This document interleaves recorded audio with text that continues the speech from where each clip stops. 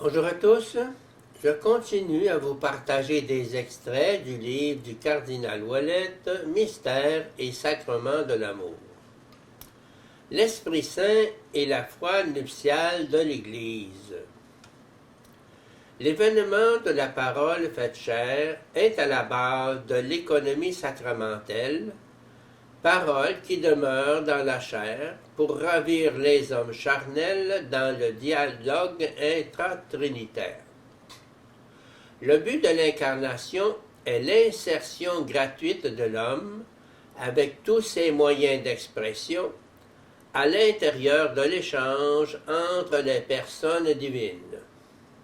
L'homme symbole, imago Dei, trouve son identité relationnelle, similitudo, dans le Christ symbole, qui relie tout le créé à l'histoire d'amour éternel des personnes divines.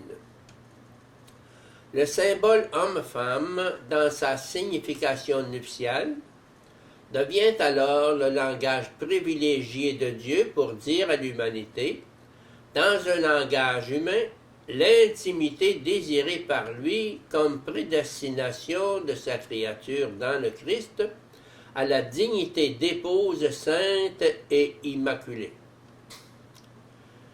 Il manque à la théologie sacramentaire le symbole Esprit Saint, ce poète du lien vital entre le Christ et l'Église, non pas au-delà du langage sacramentel ordinaire, mais justement au cœur de ce langage.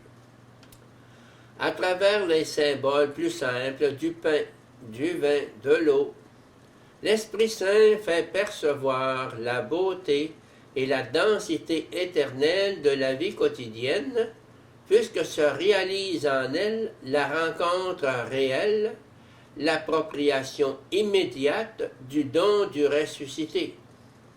Les sacrements de la foi donnent Dieu dans le Christ. La foi est la médiation incontournable du don de Dieu. Le Verbe se fit chair à travers la foi de Marie réalisée par l'Esprit Saint.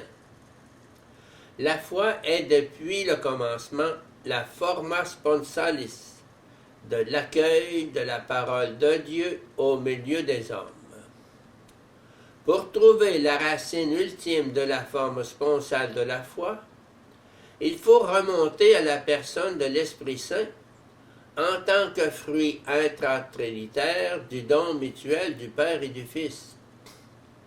Existant depuis toute éternité comme l'extase subjective objective de l'amour, comme personne don, l'Esprit Saint apparaît dans l'économie salvifique comme le médiateur et l'opérateur de la réception du don divin.